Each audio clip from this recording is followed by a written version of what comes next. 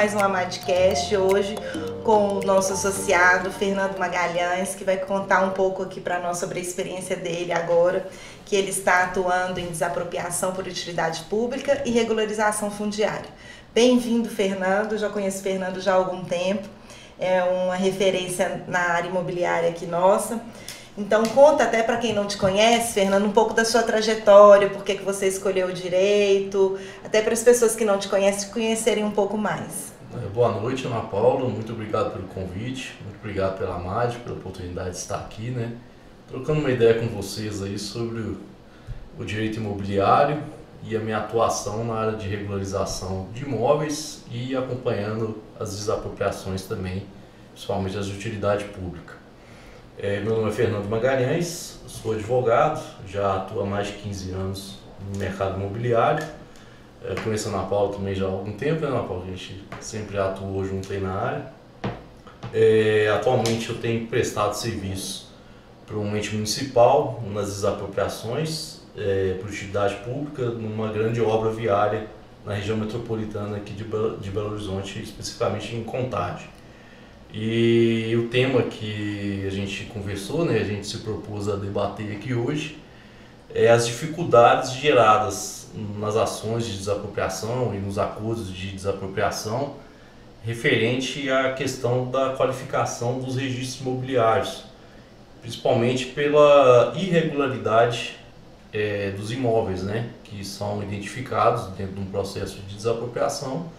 Abre-se daí o processo administrativo para tomar conhecimento quem são os proprietários das áreas ou dos terrenos, dos lotes, e a gente enfrenta um grande desafio que é a irregularidade das propriedades. Você identifica quem são os posseiros, os proprietários, muitos ou abandonaram o imóvel ou foram parcelamentos irregulares, e isso gera dificuldade no momento de desenvolver os processos de desapropriação, porque a propriedade tem que ser paga, né, a indenização para aquele que de fato está constando lá na matrícula de imóvel, né, do registro de imóvel, aquele que consta ali como proprietário. Basicamente isso, então a gente vai debater aqui um pouco. Na realidade, debater não. Eu vou aprender, porque minha atuação em desapropriação foi muito simbólica, vou falar assim. E é um mercado que eu vejo que vai ter um crescimento significativo aí. Nós temos grandes obras viárias aí previstas, né, para a região metropolitana de Belo Horizonte e além do país todo aí, que tomara que a gente consiga aí ter um desenvolvimento maior, e isso vai surgir demandas interessantes. É uma área que inclusive, né, os imobiliaristas podem olhar agora talvez com mais atenção. Tem muitos que estão tem muitos advogados empolgados com REURB, que também, né, é uma forma de regularização. A regularização realmente é um mercado enorme, né?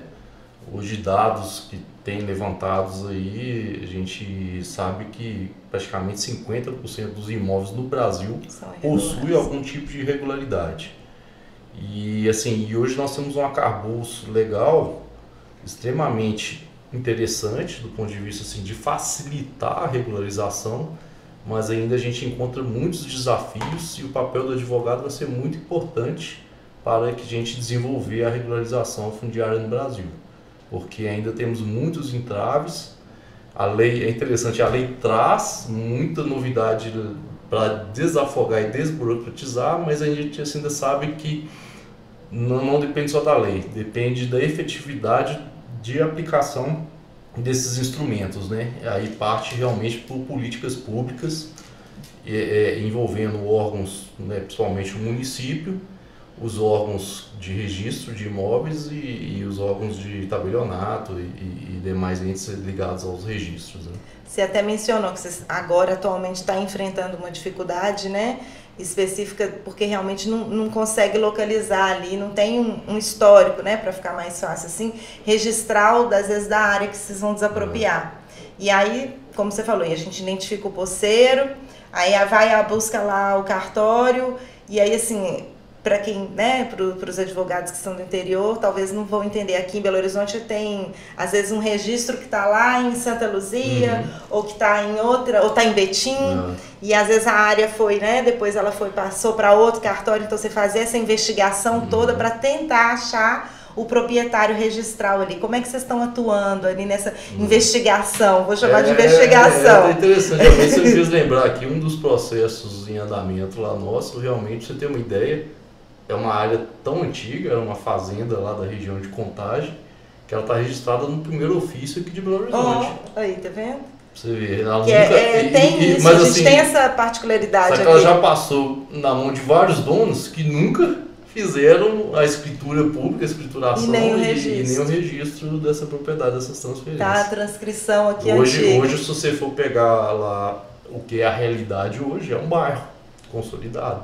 Olha pra você ver. Só que ainda na matrícula existente tá no registro está lá na fazenda ainda. Então, assim, tem ali, né, uma necessidade grande de ter uma regularização. Então a gente identifica lá os poceiros, né, faz ali uma divisão, que é o processo de desapropriação administrativa, para depois chegar no judicial. A gente faz a identificação dessas glebas, né, desses lotes, e o que é as posses a gente identifica por selo. Esse é um procedimento comum, tanto que é o mesmo praticamente que você usado também num projeto de regularização fundiária. Então, dali você tem como você ir identificando para saber o que é benfeitoria, o que é a indenização da área do domínio registral, né? E a gente tenta fazer a busca dessas pessoas que estão constando ali. Algumas situações não tem como. Então, o que a gente orienta a pessoa que está ocupando a já providenciar também qualquer ato e pedido de regularização ou entrar com uma uso capião, para que ele consiga ter indícios que ele tem a posse há muito tempo ali, né, naquela área, para que ele tenha demonstrar ao juiz o interesse de receber aquela indenização. Assim que funciona basicamente. E aí, assim, as pessoas, como são documentos às vezes muito antigos e muitos, às vezes é recibo, não é nem contrato de compra e venda. Sim. É recibo mesmo, e aí, foi meu avô que comprou, ou então a gente chegou aqui, ocupou, ninguém sabe o que veio primeiro, aí vocês acabam orientando, vocês, né? Na realidade, a intenção de vocês é regularizar para desapropriar, mas às vezes exerce, então, essa orientação para o posseiro ali, para justamente ele, pelo menos, ter um norte para ele obter ali a regularização. Nos processos administrativos de desapropriação, a gente tem um cuidado muito grande com a população local, né? Porque a gente sabe que é eles ali que estão assentados naquela área que vai ser desapropriada. Então a gente sempre orienta eles a fazer esse levantamento, eles apresentarem os documentos que eles têm. Muitos têm até inclusive a escritura, só que não fizeram um registro. Então a gente orienta, olha, tem que fazer. Então tá mais simples, né? Mas tem casos que são bem complexos, de imóvel que já está há muito tempo abandonado, está inscrito no nome de um espólio, ou pessoas que estão desaparecidas, não encontra ninguém. Aí tem que fazer todo um procedimento, né, de buscas lá, e se tiver já judicializado, faz os editais de citação, mas de qualquer modo, para que ele receba aquela indenização, ele vai ter que fazer uma prova robusta, né, ao juízo, para que o juízo tenha a segurança de liberar aquele recurso para os posseiros ali também poder receber o recurso em frente à propriedade imobiliária, né, no caso, não só da benfeitoria, no caso. Entendi. Né? Vocês costumam, então, tem um critério, assim, vocês fazem como se fosse uma reserva, ele é posseiro e ele edificou, então a benfeitoria, a avaliação é X. Nesse ponto aí, se ele não está regularizado a propriedade, ali o terreno, aí vocês tipo reservam e seguram essa parte, porque aí ele não provou. São separados, a gente chama de CT, que é cadastro técnico, né, do imóvel, e os selos são para identificar as benfeitorias. E assim, por incrível que pareça, a gente imagina que as propriedades irregulares são de pessoas só humildes, né? Não. Mas impressionante. A gente acompanha alguns casos lá que são indenizações expressivas, né, por razões da propriedade ser, né, valorizada. E são mansões. Porque às vezes é aquela coisa, acomoda, né? Ninguém tá reclamando, vai deixando, e aí as pessoas... por isso a importância, né? Sim, porque sim. a gente sabe que isso vai valorizar a propriedade, então é diferente, mas muitos acomodam, eu comprei, ninguém fica falando, não passei, fiquei de passar a escritura, não passei. O importante é que a gente tem observado hoje que as pessoas estão tomando consciência, né? sabe, da importância de ter a regularidade da imobiliária, né? A regularidade do seu patrimônio, porque realmente um patrimônio que não está devidamente regularizado, acaba que... em média ele perde 40% a 50% do valor de mercado dele. Então gera muitas dificuldades, ele não consegue dar o bem em garantia, não consegue ofertar a venda para ele de forma financiada, para quem tiver interesse em adquirir. Então realmente a regularização imobiliária é importante nesse ponto e hoje as pessoas estão tomando tem uma consciência maior, uma consciência maior e esse cuidado. Buscar. Agora lá em relação às dificuldades que vão surgindo, que a gente tem identificado, né, em razão dos processos de desapropriação,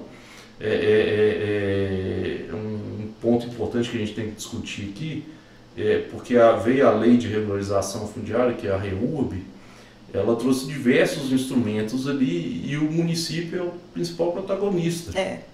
Né? Acho que as políticas públicas nesse sentido ainda estão muito pouco trabalhadas, né? Muito tímidas ainda, e as prefeituras precisam enxergar isso como um potencial muito grande para o desenvolvimento urbano, né? Sim. Porque com um cadastro mais fiel e regularizado, você aumenta a sua planta ali de imóveis do município que vão gerar renda. Você tem aí a questão da arrecadação do IPTU, a arrecadação do imposto de transmissão. Então, tudo isso aí vai criar um desenvolvimento para o município. Do ponto de vista das regularizações fundiárias, existem municípios em Minas Gerais que ainda são 3 fazendas, uma foi doada pelo fazendeiro para a arquidiocese, né, da igreja. Acontece mesmo. E isso realmente, assim, alguns municípios não têm um cadastro fidedigno e não conseguem desenvolver o próprio município em razão da ausência desse cadastro mais atualizado, né, e regularizado. Então, assim, é um papel muito interessante do gestor público pôr em pauta essa política pública. E hoje os instrumentos que a lei de regularização fundiária traz são diversos e abrem um campo de trabalho muito interessante, né? E é multidisciplinar. Não é só com a atuação do advogado. Você precisa ali ter um assistente social, você precisa ter um arquiteto, um engenheiro, para fazer todo um levantamento de um projeto de regularização fundiária.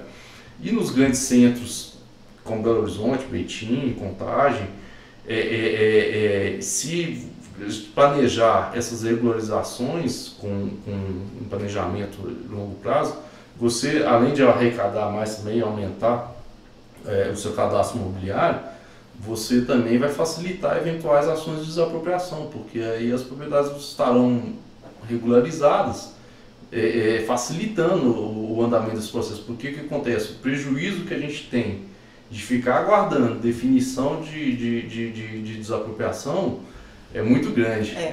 Porque o que acontece? A gente corre contra o relógio lá, que é o seguinte, o tempo lá do andamento do processo de regularização, ele não é igual ao tempo que a obra precisa caminhar.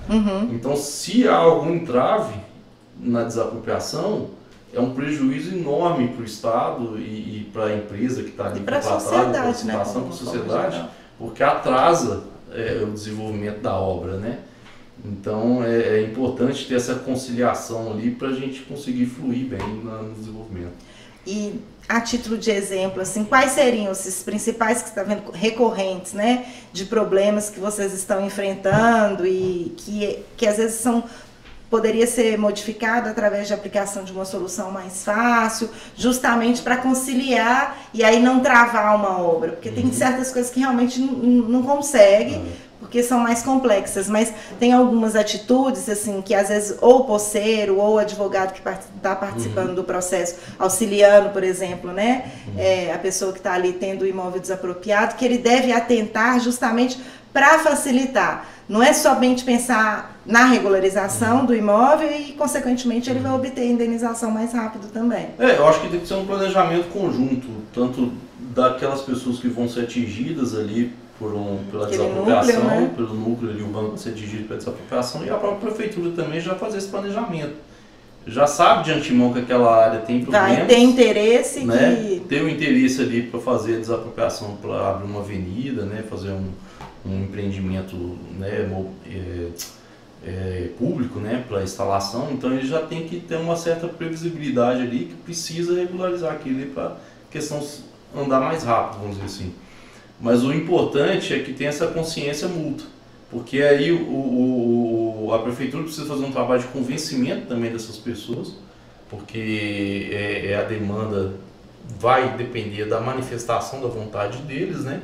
Claro que a legislação prevê a possibilidade do município de ofício também instaurar a regularização, mas tem que ter esse caminhar juntos para que aí facilite os procedimentos, né? Então você tem várias situações de irregularidade, das mais simples às mais complexas. As mais complexas são aquelas situações em que tem uma ocupação muito grande, vamos pegar assim uma favela, né, por exemplo. Numa área pública, por exemplo. Numa área pública, por exemplo, pode ser ou da União, uma parte privada também, a outra pública, que você não consegue nem delimitar ali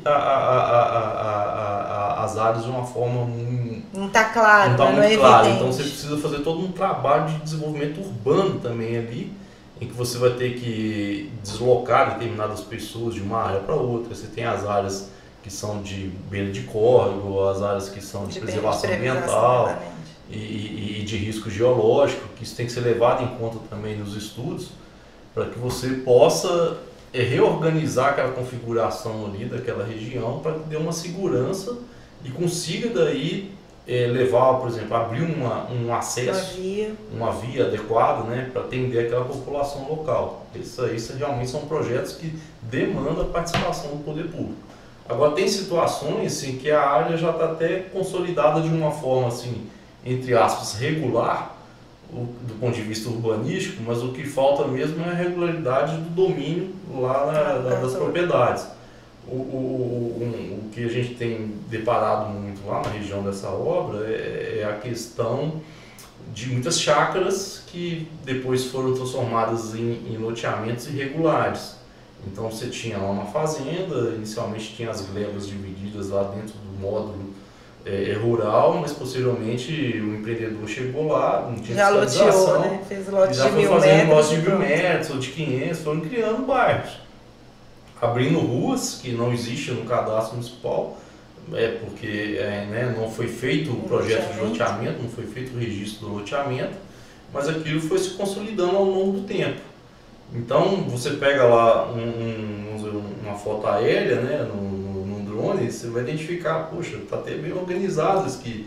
É um loteamento, conseguiram se organizar. Do ponto de vista físico, né? Então é um loteamento regular, mas só não tem a regularidade documental. Então isso aí, claro que aí os interessados vão ter que buscar tudo, até para facilitar também o interesse deles, para eles poderem receber as indenizações adequadas, né? Esse ponto aí. E vocês estão tendo muita resistência, assim, de quem está na posse?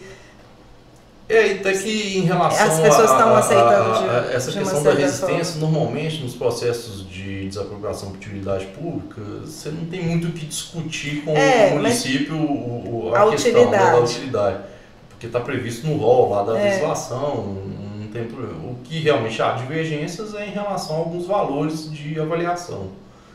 Quando o valor de avaliação é feito dentro dos critérios objetivos e previsto na legislação também, nas normas técnicas, não temos tido muita dificuldade quanto a isso não.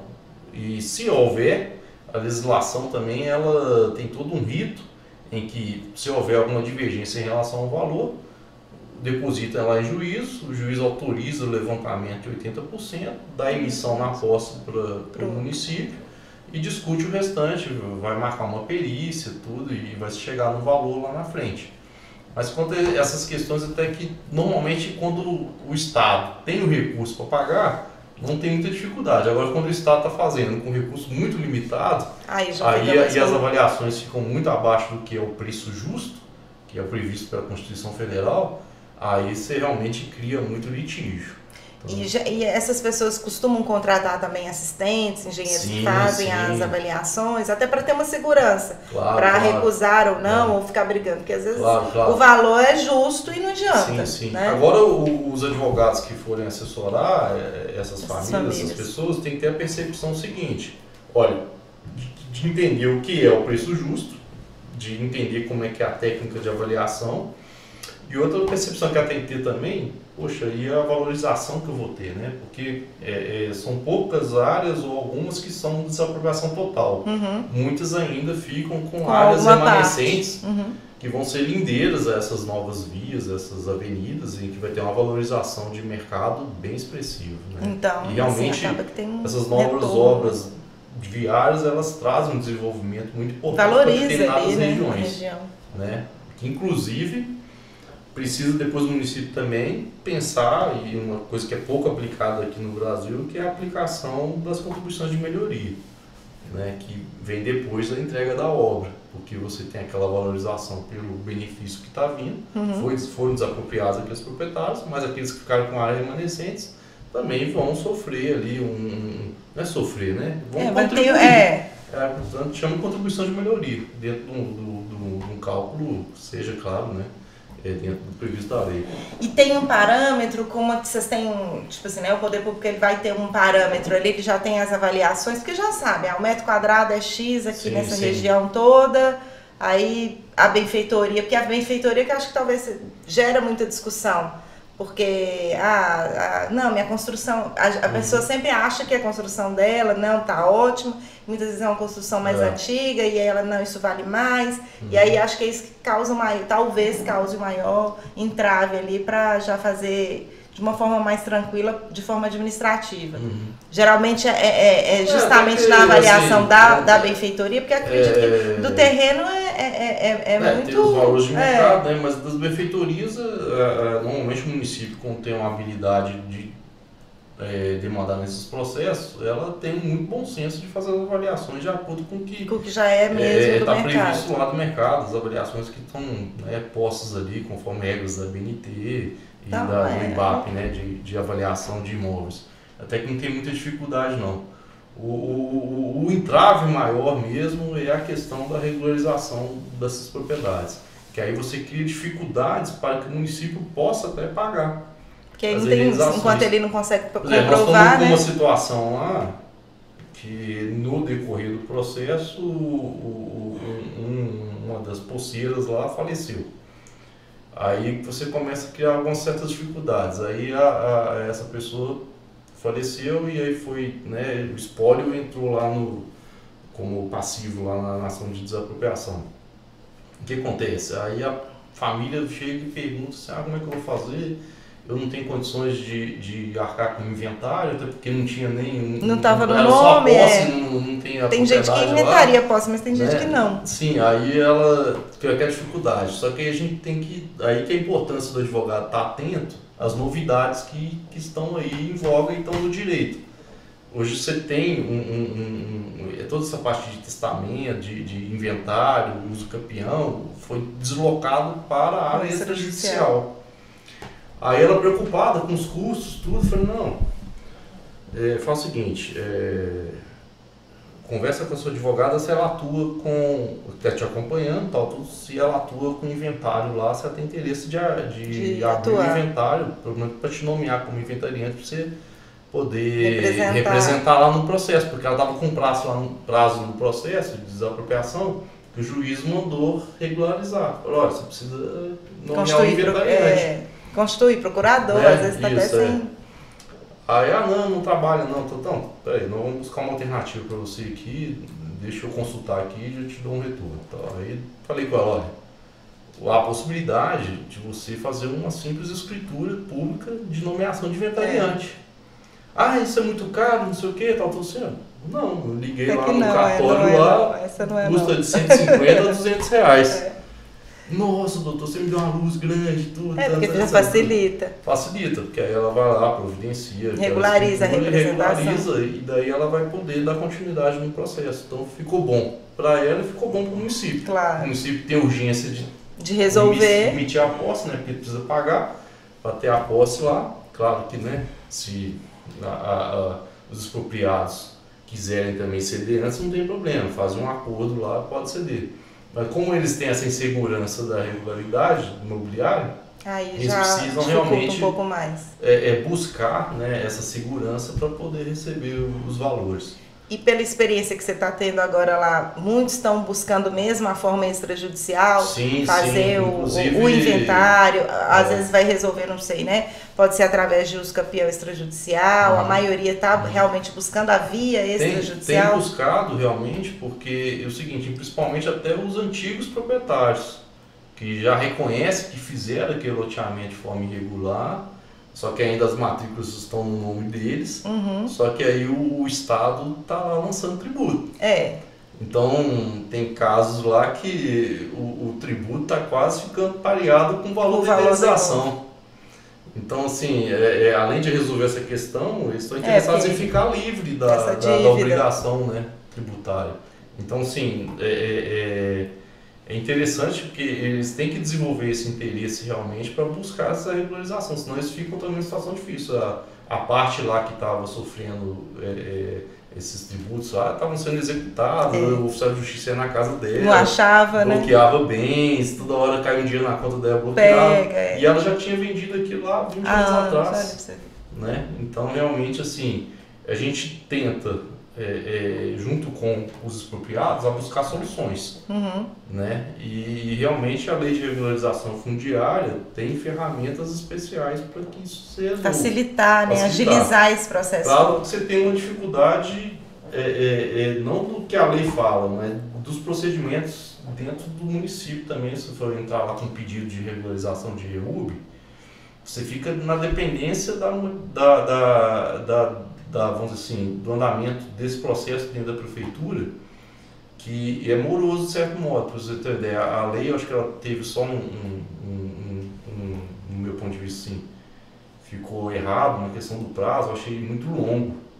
6 meses para a prefeitura dar uma resposta referente a um pedido de regularização, eu achei excessivo o prazo. E outra, ela não estabelece também, após esses 6 meses, dado lá o deferimento ou indeferimento, quais são os prazos seguintes. Posteriores, né? Do andamento de um procedimento, de um processo. Que a gente tem, por exemplo, o Código de Processo Civil, você tem os prazos estabelecidos ali. Pelo menos para nós, né? Nós respeitamos. Mas eu acho que assim, faltou essa definição. Aí é importante também que o município crie, né, regras internas para que o procedimento administrativo ali tenha uma certa velocidade, agilidade, para que efetive o direito que se busca. Né? Porque a busca é pela regularização. É interessante tanto para o expropriado como também para o município, porque realmente ele precisa tocar a obra, ele não pode ficar aguardando. Às vezes a obra vai ficar muito mais cara se ele trava ali em determinado ponto. Então, por isso precisa ser ágil. E aí, talvez os próprios municípios criarem essa sistemática de prazos e ter uma agilidade maior para deferir ou indeferir, enfim, concluir o processo, ou de REURB, enfim, porque os campeões a gente consegue fazer de uma forma mais isolada, mas quando é REURB a gente depende mesmo do ente municipal. E então, aí tem umas questões assim de entendimentos internos dentro do ente municipal também. Por exemplo, vamos, né, um prefeito lá muito entusiasmado quer implementar a regularização fundiária no município dele, tudo para regularizar as propriedades. Aí, ele vem, cria lá uma secretaria específica. Aí vem ter outra secretaria que aí pensa diferente. Então tem que ter um alinhamento também dos entendimentos. O que acontece? Por exemplo, vou entrar com um pedido de REURB lá no município, aí a minha área é um pouco menor do que a área mínima definida no plano diretor. Aí você entra com a fiscalização de outra secretaria e fala, não pode, porque está menor a área, tudo. Fala, não, mas calma. Eu sei que tem essa legislação específica lá do parcelamento do solo, que define a medida mínima, né, o plano diretor, tudo. Só que acontece, você esquece que lá na própria legislação federal fala que essa questão é mitigada, porque a gente está falando de loteamentos ou de ocupações consolidadas, que estão irregulares ali há muitos anos, e o município, na época, não se preocupou. né? Então você não pode prejudicar aquele interessado em regularizar a propriedade dele por um capricho ali. Que não atendeu a metragem mínima ali do lote. O objetivo da lei veio pegar o que já está consolidado, que já está daquela forma, e regularizar. que já é um fato, mas trazer ele para o sistema regular, né? Porque o que acontece? É melhor trazer ele para o sistema regular, que vai gerar muito mais renda, vai gerar negócios, vai desenvolver a região toda, né? Todo o bairro ali, do que se ele manter irregular. E aí não adianta, até porque para chegar ao que atingir, adequar o plano diretor do município, muitas vezes não vai conseguir adequar. E aí vai ficar eternamente irregular. Não, e até casos até relativamente simples, assim, você pega aqui Belo Horizonte, por exemplo. Vamos pegar na questão de uma regularização de habites. É uma dificuldade enorme em Belo Horizonte. Você raramente tem êxito e consegue regularizar algumas situações aqui em Belo Horizonte, porque a prefeitura, infelizmente, ela tem uma visão muito fechada de que aquela norma ali não permite, porque para permitir, aí tem que fazer a regularização do todo, aí para você já começa a criar uma dificuldade que é o seguinte: aquela pessoa individualmente está querendo regularizar aquela loja X ou aquele apartamento X, que na época lá da construção o empreendedor abandonou lá, só deu baixa parcial e não quis regularizar o restante e foi vendendo, na época foi vendendo só a fração ideal daquele terreno incorporado, daquelas unidades. Mas agora que a pessoa interessada, o outro comprador, quer regularizar, quer regularizar, a prefeitura cria esse entrave, né? Não está adequado de acordo com o projeto, mas não tem entendeu? como. Então, assim, olha, tá lá, a realidade é aquela. Vamos enxergar aquilo lá como realidade, mas vamos prevalecer o direito de propriedade. Ter uma possibilidade de modificar, né, essa questão justamente para regularizar. Tem muitos condomínios ainda, a gente acha mas tem muito, assim, né, condomínio de fato, que ainda é totalmente irregular. Te falo em região nobre. Sim. Então, assim, por entrave, às vezes, não vai conseguir. Se for tentar adequar a legislação atual, não vai adequar. É a questão de uma coordenação com um objetivo comum. Vem uma lei federal, diz uma coisa, aí vem uma portaria, diz outra, aí ficam criando, vem uma lei para destravar, aí criam-se leis e portarias, né, infralegais ali, justamente, parece que vale mais que a lei. Do que a lei federal, é verdade. E cria dificuldades. Então, assim, aí você cria um entendimento, a prefeitura entende dessa forma, o cartório de registro. De outra forma. Nós somos aqui quase 10 já, 10 cartórios de registro de imóvel. Cada um entende de uma forma. Aí você tem um arcabouço ali de condutas, de normas criadas pelo tribunal, que cria de uma forma geral, mas aí ele não consegue... Ainda assim, ainda tem o oficial, ele consegue ainda ter o entendimento dele, de repente às vezes não dá registro e nega, por mais que a gente tenha lá o provimento, alguns eu não faço, aí vai ter que judicializar. A gente enfrenta essas questões no dia a dia. É um desafio grande para os advogados que atuam nessa área. Então a gente fica observando assim, aí chega, tem o examinador, vai dar uma resposta, aí o examinador já é outra resposta. Aí muda. Né? Aí vem outra nota de exigência, mas essa questão não estava superada não. Mas esse entende dessa forma, aí você tem que voltar e ao cartório. Então por isso que é importante a gente sempre estar atento, e a questão da regularização, é importante você ter o princípio das coisas. Quando você vai pegar lá uma matrícula de registro de imóveis, o advogado for querer atuar nessa área da regularização imobiliária, ele precisa estar muito atento ao histórico todo do imóvel. Eu tive um caso de regularização interessante, que estava com uma dificuldade muito grande para localizar o imóvel. Aí você vai puxando aquele fio da meada, né? Você vai buscando, eles falam da matrícula mãe, matrícula avó, bisavó e vai puxando. Aí vai, né? Aí você chega lá.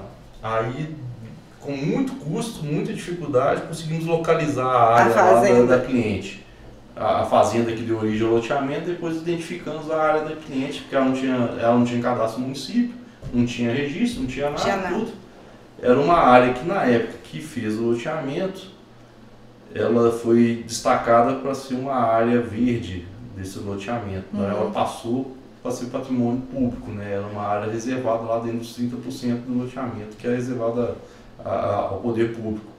Aí quando a gente fez a sobreposição das plantas, que aí pegou a planta do loteamento que estava arquivada lá no registro, né, de imóveis e comparou com a planta que a prefeitura tinha e com o esboço que já tinha feito da área da cliente, sobrepôs as plantas e identificou. Eu falei com a cliente, na época a gente tinha contratado na época para fazer a pesquisa, o levantamento e fazer a uso campeão extrajudicial. Aí depois eu tive que dar notícia para ela, falei, infelizmente não vai ter como ser uso campeão mais. Aí agora qual que é o caminho, doutor? Eu falei, olha, é área pública, a gente vai ter uma dificuldade maior, mas qual que é o caminho? Não tem um caminho? Ela queria uma solução. Eu falei, olha, solução tem. Nós vamos ter que buscar a prefeitura lá e entrar com um processo de regularização fundiária pelo Rio Urbe. Tem a previsão legal lá que há a possibilidade da prefeitura conceder alguns instrumentos jurídicos que permita você continuar ocupando aquela área ali como se fosse sua, né? Aí eu falei, olha só, tem uma previsão, se você tiver interesse, porque no caso dela era o REURB específico, né? Para quem não sabe, o REURB específico, a legislação ela traz critérios de avaliação se aquele REURB vai ser social ou específico. Social, normalmente, quando é famílias de baixa renda envolvida, tudo, e daí ela precisa de um apoio do poder público para desenvolver a regularização fundiária. E o específico é aqueles que têm condições de pagar pelo procedimento, né? Aí eu falei que, ó, tem que saber o seguinte, a legislação federal deixa muito claro lá a possibilidade do município fazer a venda direta desse patrimônio para você. Você tem interesse em adquirir lá? Tem interesse, mesmo que eu tive o prejuízo do ano passado de ter comprado uma posse achando que eu estava comprando um imóvel regularizado, aí eu tenho interesse lá de negociar com a prefeitura e pagar, porque eu tenho interesse naquele imóvel. E eu falei, ó, para a prefeitura pode ser interessante, porque já está abandonada há mais de 30 anos lá, nunca se incomodou com sua ocupação. Ela também não tem interesse. Então vamos lá negociar. Só que aí você tem um entrave, que o município ainda não tinha desenvolvido uma legislação que adotasse os mesmos critérios da legislação federal, para que pudesse fazer a venda direta sem necessidade de entrar no procedimento de licitação, né? Então, assim, é isso que eu falo, né? Essa consciência tem que ser geral, tem que ter uma coordenação, né? Para que esses entraves não atrapalhem o desenvolvimento da regularização fundiária. O próprio município ele tem que se preparar muito, né? Também. Para justamente conseguir receber essa demanda e ele mesmo conseguir ali dar a vazão, porque senão ele continua... Isso é importante no município tomar a consciência de que fazer o treinamento das suas equipes, né, dos seus profissionais. Alguns municípios já têm a gente percebe. Esses profissionais à disposição. Mas tem muitos que não, a gente pensando em Minas, né, que são muitos municípios. Sim. E aí, assim, a maioria creio que não tem. Mas a qualificação técnica não é difícil de ser feita. É só fazer cursos, enfim, né? Procurar qualificar. Hoje você tem as associações municipais, né, de reúnem prefeituras em determinadas regiões. É importante desenvolver esse trabalho com eles aí, dessa conscientização, desenvolvimento da regularização. E assim, agora já caminhando para o final, né, Fernanda, assim, qual seria, assim, a sua perspectiva mesmo, né, do futuro da desapropriação, dessas que você está vivendo, assim, né, vivenciando por utilidade pública e da regularização fundiária, assim, o que você imagina que os nossos colegas poderiam atuar? Você já mencionou aí no início que acredita que vai ser muito promissora, mas assim, qual que seria o olhar ou uma dica que você poderia deixar aqui para os nossos associados? Quais seriam essas... Agora o advogado tem que olhar, estuda, faz tal curso, atente a essas áreas, com certeza tentam buscar através dos decretos quais são as áreas de interesse público, enfim... Dá um norte aí, um caminho assim, você que já está mais à frente. Hoje a regularização imobiliária, né, e os processos de desapropriação são demandas bem interessantes. Elas realmente assim, envolvem valores expressivos, né? Então o que é importante é realmente ter cuidar de identificar essas regiões que vão ter essa demanda, né, vão sofrer essa demanda e principalmente já fazer um trabalho de levantamento daquelas áreas que estão regulares. Que você fazendo um trabalho ali, desenvolvendo uma atividade junto com aquela população, você consegue ali desenvolver vários trabalhos de regularização, já prevenindo, né? Vai chegar, né? Vai então, chegar. Vamos supor assim, vão regularizar tem uma previsão já aqui de abrir um corredor viário aqui nessa região, tudo, então já tem que fazer esse trabalho de formiguinha para já identificando e já fazendo um planejamento ali de atuação, e se você estiver do lado ali dos expropriados, de defesa deles, ou se você estiver atuando para o setor público, o setor público também já tem essa previsibilidade de usar os instrumentos de regularização fundiária para facilitar o desenvolvimento das obras públicas. E assim, a gente percebe que quando há regularização, há um impacto direto, né? Assim, em toda aquela comunidade, aquela região ali toda sofre uma valorização enorme. E isso é muito importante. Então, Sim. acaba que valoriza, né, para quem está ali sofrendo, de certa forma, parte de sua propriedade ali sendo desapropriada, mas por outro lado também sendo muito valorizada, porque acaba que tenha, né, assim, um impacto na região como um todo, o próprio comércio, mesmo as outras propriedades que não estão diretamente ligadas, elas também sofrem essa valorização. Isso é perceptível, né? Sem dúvida. Então, acho assim, até para todo mundo ter esse pensamento de regularizar, mesmo que não vá sofrer, mas assim, se todos pensarem, eu não vou ser diretamente afetado, mas se eu preocupo em regularizar, o meu imóvel vai sofrer uma valorização muito maior. E se aí você permanece ali de forma irregular, acaba que às vezes você perde um pouco, se você quiser, né, obter alguma linha de crédito ou vender, enfim, que seja aquele imóvel ali estando regular, você vai ter uma possibilidade muito maior. Agora, para os municípios, criou um desafio muito grande, quando as áreas são públicas e tem ocupação irregular, né? O Judiciário, o STJ, teve um entendimento aí recente que acabou criando um entrave muito grande para os administradores públicos, isso. Porque entenderam que não é devida a indenização de benfeitorias de áreas públicas invadidas, né? Ocupações irregulares e áreas públicas. Então, sob pena até do prefeito, se pagar a benfeitoria, sofrer responsabilidade, né, administrativa, ali, responsabilidade junto aos órgãos de controle em razão do pagamento das benfeitorias. Por outro lado, você criou uma tensão social muito grande. Eu acho que eles pegaram um caso concreto, muito específico, e transformaram nele no geral.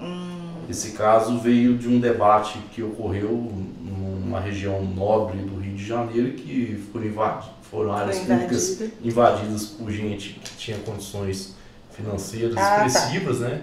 Então, que formaram condomínios de luxo em área pública. E realmente eu acho que aí nesse ponto de vista foi justa a decisão, mas por outro lado também não houve um bom senso, né, de que essa questão é muito específica, não poderia ser aberta de forma geral e acabou criando... Aplicando para todos os casos, né? Porque ali é muito específico. Acabou gerando uma dificuldade agora para os municípios, em que tem uma área ocupada por população, né, praticamente de baixa renda, que construiu ali que não agora como é que vai resolver? E como é que você vai? Você vai criar ali, aí você tem que encontrar uma saída. E a regularização fundiária traz esses instrumentos, essas possibilidades, né? Só que gerou um custo maior para o município também, porque aí você tem que desalojar aquelas pessoas daquela região e tentar alocá-las em outra área. Então tem todo um trabalho aí, né, que criou uma dificuldade maior. Eu fico pensando, por exemplo, se no dia que resolverem mexer nessas áreas lindeiras lá da rodoviária, né? O trabalho ali vai ser maior. Complexo, porque ainda mais agora com essa decisão de que não pode indenizar. Não precisa indenizar, então mas realmente são diretamente afetada uma população que realmente não tem renda. E aí você tem que criar novas uma questão social, públicas, é uma questão novas social. Políticas públicas. Eu sei que tem algumas obras em andamento aí até do Estado, que eu fico observando. Aí eu estava transitando numa dessas rodovias que está sendo feita a obra, eu fiquei observando assim, gente, mas eu não estou entendendo na saída para a rodovia ficou uma casa no meio da pista. Aí eu fiquei sem entender estranho, o motivo daquilo, por que aquilo, mas né? do ponto de vista de engenharia, isso aqui tá estranho. Se um caminhão perde o freio aqui, vai direto da casa. Do imóvel da pessoa, né? Mas aí eu fui buscar a fundo os motivos, essa dificuldade criada agora, porque não consegue, a pessoa tem um imóvel ali, às vezes até a área está invadida, tem uma casa construída ali, ela não está conseguindo indenizar a benfeitoria, está com dificuldade de remover ela. E Aí ficam criando, aí a obra precisa andar, o contrato está vencendo. Então, se não fizer, vou fazer um desvio aqui. Infelizmente, mas assim, eu não sei se você sabe, eu acredito que você não saiba o acórdão de cabeça, mas qualquer coisa depois você nos passa, sim, que claro. Aí a gente coloca na descrição do vídeo, porque talvez seja interessante, né? E não deveria ter criado um precedente. Mas aquela coisa, veio do STJ, aí geralmente todo mundo aplica e, de certa forma, acaba que o poder público também tem interesse, porque aí não tem tantas indenizações, mas acho que cada caso tem que ter, de certa forma, uma flexibilidade aí para atender essas populações mais carentes, né? Que eles também, infelizmente, não dá para pegar e sair, não tem como. Vai colocar onde? Agora, em relação cria um outro problema, a regularização imobiliária, acho que as políticas públicas, quem atua na área e principalmente os registradores públicos também, tudo tem que ter percepção de que o foco é a regularização. A gente tem que ter uma visão um pouco mais ampla e não ficar muito preso em regras, atender a lei, legais, né? E alguns provimentos, alguns artigos de provimentos que criem certas dificuldades, né? Porque senão a gente não vai atingir o objetivo. Né? Às vezes, não pode ter o provimento veda. Aí chega a corregedoria, tem a fiscalização, eu não posso ter feito esse registro, porque o receio do registrador é esse. E aí acaba que ele deixa de praticar o ato, e aí quando ele deixa de praticar o ato não consegue regularizar, e aí fica aquela situação que indefinida, e realmente precisa ter uma postura, né? Sim. E aí eu acho que é o entrosamento de conversar, né? De ter da corregedoria, dos tribunais, dos registradores, de ter esse intercâmbio de troca de... Falou, as nossas demandas são essas, e aí vocês têm que flexibilizar justamente para possibilitar a regularização. E outro ponto importante também, e a lei trouxe esse espírito, né? Da questão também da gratuidade dos emolumentos, para aquelas pessoas que estão no reúbe social. Só que além disso, é interessante também trazer a discussão formas de financiamento dessas regularizações, né?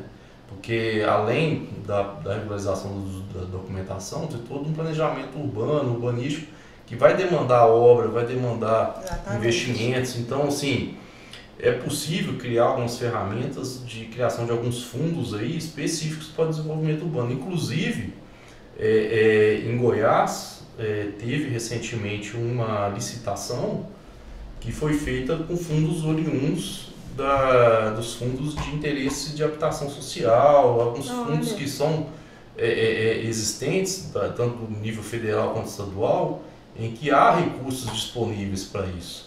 Que então, podem ser utilizados. Então, né, o estado de Goiás, na época, foi recentemente, abriu uma licitação que era para contratar empresas para desenvolver regularizações fundiárias em determinados municípios do estado. E que foi oriundo de um recurso de um fundo federal para esse desenvolvimento. E aí, um ponto interessante que se eu tiver algum deputado, claro, se tiver algum senador assistindo, ou assistindo, é um projeto de lei também que eu acho que quem tem que contribuir muito com isso, e é de interesse deles também, claro, o próprio setor de registro de imóveis e de tabelionatos, criar um fundo junto à arrecadação dos custos e emolumentos que são pagos pelos cidadãos também, para que possa viabilizar a promoção das regularizações fundiárias. Destinar uma parte, né? Porque, querendo ou não. De qualquer modo, eu entendo assim, que boa parte da irregularidade imobiliária no Brasil também é em razão dos elevados custos para você ter uma propriedade irregular. Eles fizeram uma vez um levantamento do custo de regularização de imóveis ou de registro de imóveis em alguns países da América Latina e do Brasil. A diferença é absurda. Uma média assim que um registro, o custo para registrar um imóvel no Peru, por exemplo, vai sair a $50, no Brasil sai a 150, $200, vamos supor assim, um custo muito elevado. Né? Então, sentir uma diferença muito grande. Então, ele precisa se repensar também dentro do sistema de registro uma facilitação. Um critério, né, que valores, possa viabilizar e reduzir esses custos mesmo para a população. Tem muita irregularidade simples, que é a ausência de escritura, ausência de É registro, devido a isso. é porque o cidadão não tinha um recurso. Ele só tem o dinheiro para compra, às vezes, e aí não sobra o dinheiro, que é para recolher então, TBI, isso, registro, fazer escritura. Um sistema um pouco mais desenvolvido no sentido assim, de facilitar o registro também, né? A continuidade registral. Justamente porque acho que todo mundo sai, né? Uhum. Ganhando com essa questão. Então, aí quem tiver aí, né, os deputados, quem tiver senadores que estiverem nos escutando aí, é um excelente projeto. Sim. Né, para viabilizar aí a regularização. Aí como frase assim que eu queria trazer aqui para você. A gente sempre pergunta no final, assim, né, uma frase e a indicação de um livro, porque tem pessoas que têm mesmo, aquela que te motiva, porque nem todos os dias a gente acorda tão motivado para buscar alguma coisa. Então, assim, a gente sempre gosta de trocar essa experiência de todo mundo, porque às vezes as pessoas que nos escutam inspiram também. Claro. Um livro bem interessante que gostei muito, até de um autor mineiro, professor da PUC, Louis Boulamarque, chama Flua. Ele é bem interessante, ele traz ali vários debates a respeito do desenvolvimento pessoal, desenvolvimento profissional, sobre inteligência emocional, e é um livro bem interessante, né? E o título é muito sugestivo, Flua, né? A gente tem que um pouco relaxar mesmo, né? A gente às vezes cria muita coisa, não pode, isso e aquilo, e às vezes é só mesmo e até pra gente deixar. fugir um pouco dos assuntos jurídicos. Né? Sim, porque faz parte, até porque a gente precisa também, né? É importante.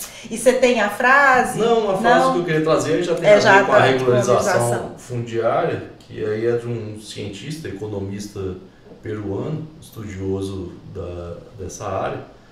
Ele, inclusive, é autor de um livro que chama, outra indicação, vamos dizer assim, né? Claro, mas é sempre bem-vindo. Um livro bem... Acho que ele ultimamente, eu até fiz a consulta dele, ele não está tão barato não, que ele já saiu de linha e ele...